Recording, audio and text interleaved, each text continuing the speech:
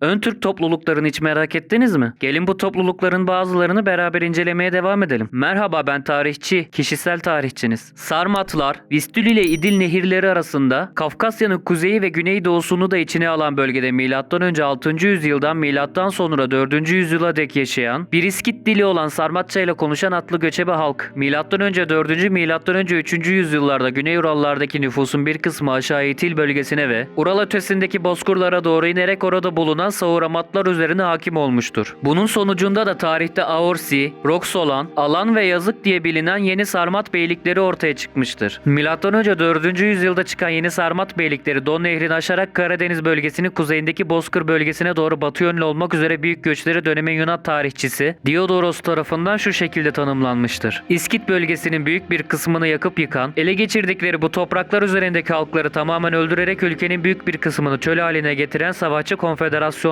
Sarmatlar aynı zamanda Kuzey Kafkasya'ya doğru güney yönünde de ilerlemişlerdir. Strabo'nun coğrafyasında yazıkların Don Nehri Rusya ile Dnyeper arasında yerleştikleri yazılmaktadır. Milattan önce 2. yüzyılda yazıkların arkasından gelmiş olan Roxolanlar Karadeniz kuzeyi bozkırlarını Dnyeper'e kadar ele geçirmiş ve Tauridia'ya akınlar yapmışlardır. Sarmat beyliklerinin hareketleri İskitlerin büyük güç kaybetmesine sebep olmuştur. Milattan önce 1. yüzyılın ortalarında Roxolanlar Dnyeper ve Tuna Nehri arasına ulaşmışlar. Aynı devirde daha batıya doğru da yol alarak Muezya'ya hücum etmişler ve böylece de Roma İmparatorluğu'nun doğu illerini tehdit etmişlerdir. Sarmat boylarının Kuzey Kafkasya teklerine doğru aktif bir şekilde ilerlemeleri M.Ö. 3. M.Ö. 1. yüzyıllarda olmuştur. Strabo'nun bildirdiğine göre birbirlerinden bağımsız hareket eden ve çoğu zaman da birbiriyle uzlaşamayan iki Sarmat boyu olan Sirak ve Aorsi buralarda bulunuyorlardı. Sarmat boyları nüfuslarını Batı Sibir sahasına kadar uzatmışlardır. Diğer taraftan M.Ö. 1. yüzyılda Hunlar ile münasebet kurup alışveriş yaptıkları, bunun neticesi olarak da Yunan kültür izlerini Hunlara kadar ulaştırmış oldukları iddia edilir. Neron döneminde Cermen kabileleriyle ittifaklar kurarak Roma topraklarına girmişlerdir. 3. yüzyılda Sarmat toprakları büyük ölçüde Got istilasına uğramıştır. 370'ten sonraki Hun göçleri Sarmatları büyük ölçüde ortadan kaldırmıştır. Sarmatlar 6. yüzyılda başka halklarla karışarak tarihten silinmiştir. Sarmatlar adına atlarını kurban ettikleri bir ateş tanrısına tapmıştır. Kadınlar erkeklerle birlikte savaşlara katılmıştır. Ancak anaerkil yaşam zamanla biçim değiştirmiş ve bir erkek monarşisi oluşmuştur. Zengin ölüler için yapılan mezarlara kurgan, değerli eşyalarını koyan Sarmatlara ait günümüzde Adigey'deki ve Kuban Irmağı Havzası'ndaki höyüklerden arkeolojik buluntular çıkarılmıştır. At takımları ve silahlar Sarmat becerisini kanıtlamaktadır. Yüzük, bilezik, taç, broş, altın tabak ve benzeri ziynet eşyaları Adigey'deki ve Rusya'daki bazı müzelerde sergilenmektedir. Sarmatlar hakkında bulunan en bilgi verici arkeolojik kaynaklar Sarmat boylarının mezarları hakkındadır. Sarmat mezarlarının çoğunluğu M.Ö. 1. yüzyıl ve M.Sonra 3. yüzyıl arasına aittir. Sarmat mezarları sadece Karadeniz'in kuzeyinde değil, aynı zamanda ormanlı bozkır alanlarında, Poltava bölgesinde, Orel bölgesinde, Vorskla havzasında ve Kuzey Donetsk'te görülmektedir. Bu arkeolojik kanıtlardan Bozkır bölgesinde yaşamış olan Sarmatlardan bir grubun oldukça kuzeylere yerleşmiş olduklarını anlıyoruz. Karadeniz'in kuzeyi ve İdil bölgesindeki mezarlar burada yaşamış olan Sarmatların göçebe olduklarını gösteriyor. Kafkasların kuzeyinde ise durum daha farklı gözüküyor. Strabo'na göre buradaki Sarmatların bazısı göçebe, bazısı ise yerleşikti ve tarımla uğraşıyordu. 20. yüzyılda çeşitli yerlerde yapılan arkeolojik çalışmalar Strabo'nu doğrulamaktadır. Mir Fatih Zeki'nin öncüsü olduğu bazı tarihçiler tarafından ise Sarmatların Türk kökenli bir halk olduğu iddia edilmektedir. Amazon İskit veya Sarmat kadınlara ait çok sayıda mezar kurganı inceleyen Janine Davis Kimball, günümüzde hala aktif göçebe kültüre katılan, oklarla atış yapan ve düzenli olarak ata binen kadınların olduğu bölgeleri araştırdı. Çoğunlukla Kazakların yaşadığı Batı Moğolistan'da kadınlarda aranan genetik özellikleri keşfetti. Bu bölgenin göçebe kadınlara deneyimli okçular ve binicilerdi. Ekipmanları ve takıları Davis Kimball'ın kurganda bulduğu buluntulara benziyordu. Bu bölgede Amazonların canlı kanıtını aramasının nedeni buydu. 9 yaşında çok iyi bir binici olan Meryem Gül adında sarışın bir Kazak kızla karşılaştı. Kabile fenotipinin diğer üyelerinden sapma nedeniyle sarışın, Orta Asya özellikleri, Davis Kimball, Amazon kadınlarının soyundan gelen birini bulduklarını varsaydı. Kızın siyah saçlı annesi de zaman zaman ailelerinde ve çevresinde sarışın kızların doğduğunu söyledi. Davis Kimball ve Joachim Böge varsayımlarını kanıtlamak için genetik bir test yaptılar. Kazak kızın genetiğinin kurganlarda keşfedilen Amazon kadınlarının genetik profiliyle neredeyse %100 tutarlı olduğunu kanıtlayabildiler. Alanlar İskit Sarmat kökenli göçebe halk. Milattan önceki dönemlerde bugünkü Kazakistan topraklarında yaşamaktaydılar. Miladi dönemin başlangıç yıllarında ise Alanların büyük bir bölümü Volga Irmağı'nı geçerek Don Irmağı civarlarına, Kırım ve Kuzey Kafkasya topraklarına gelerek bu bölgelerde uzun yıllar hakimiyet kurmuşlardır. Alanların bir kısmı 4. yüzyılda kavimler göçüne katılmıştır. Kalanlar ise Kafkas coğrafyasında yerleşik hayata geçmişlerdir. Alanların klan esaslı birliği daha sonra Alanya olarak bilinen Alan ve yerel Kafkas halklarını bir araya getiren ve Tatar-Moğol istilasına kadar devam eden feodalizm öncesi monarşi yönetim şekline sahip bir devlet oluşturmuşlardır. 1230'lu yılların sonuna doğru Alanya'yı ele geçiren Tatar-Moğollar, hayatta kalan Alanları Kafkasya'nın merkezindeki dağlık yerlerde ve Kafkas dağlarının ötesine yerleşmek zorunda bırakmışlardır. Buralarda yerel halkların da karışmasıyla Osetyalı olarak yaşamlarını sürdürmüş ve Kuzey Kafkasya'daki halkların etnik kökeninde Karaçay, Balkar önemli rol oynamışlardır. Alanlar son yıllarını bugünkü Karaçay, Çerkez ve Kabarbey-Malkar topraklarının Beştav ve Abhazya'nın Kodor Irmağı çevresinde ve yüksek dağlık vadilerde 18. yüzyıla kadar sürdürmüşlerdir. Osetçi dilinin Alanca'nın soyundan geldiği düşünülmektedir. 4. yüzyılda yaşamış Romalı tarihçi Ammianus Marcellinus Alanların uzun boylu ve sarışın olduğunu yazmıştır. Neredeyse tüm Alan erkekleri uzun boylu ve yakışıklıdır. Saçları sarı gibidir. Gözleri ise kızgın bakışlıdır. Massagetler M.Ö. 6. yüzyılda Orta Asya'nın güney bölgelerinde Perslerin komşusu olan bir göçebe devlettir. Sakaların batıya doğru göçüp bu bölgede devlet kurmalarının nedeni eski Yunan'da yaşamış ünlü tarihçi Herodot'a göre Massagetlerin baskısıdır. Kimi kaynaklara göre Pers hükümdarı Büyük Kiros'un da öldüğü Siridarya kıyısında yapılan savaş Sakalarla değil, Massagetlerle yapılmıştır. Hazar Denizi ile Aral Gölü'nün doğusunda yaşadıkları söylenmektedir. Massagetleri Alan ve Harezm İranileri karışmışsa da menşe itibarıyla Türk oldukları ileri sürülmektedir. Massaget adı balık yiyenler anlamında olduğu savunulmaktadır. M.Ö. 530 yılında Pers kralı Kiros'un seferi vesilesiyle daha iyi bilinen bu Massagetler, Kraliçe Tomris kumandasında Pers ordusunu mağlup ederek Kiros'un ölümüne sebebiyet vermişlerdi. Strabon ise Kiros'un yaşamış olduğu Massagetlerin büyük bir göçebe halk olduğunu veya konfederasyon olduğunu, onlardan bir kısmının dağlarda, bir kısmının ovalarda, bir kısmının da bataklık ve adalarda yaşadıklarını anlatmaktadır. Massagetler balıkçı ve toplayıcı iptidai bir toplumdu. Pers kralı Kiros, M.Ö. 530 M.Ö. 528'deki ölümünden Baktriye Grek krallığının düşüşüne kadar tahminen M.Ö. 130, Batı Türkistan'daki en güçlü kurumsal güç Massaget Konfederasyonu'ydu. Massagetlerin ön Türk oldukları ve ön Türk ilişkili olduğuna dair görüşler ve iddialar bulunmaktadır. Abone olmayı, bildirimleri açmayı, videoyu beğenmeyi, sosyal medya hesaplarımızı takip etmeyi, bizi paylaşmayı ve Patreon'da bize destek olmayı unutmayın.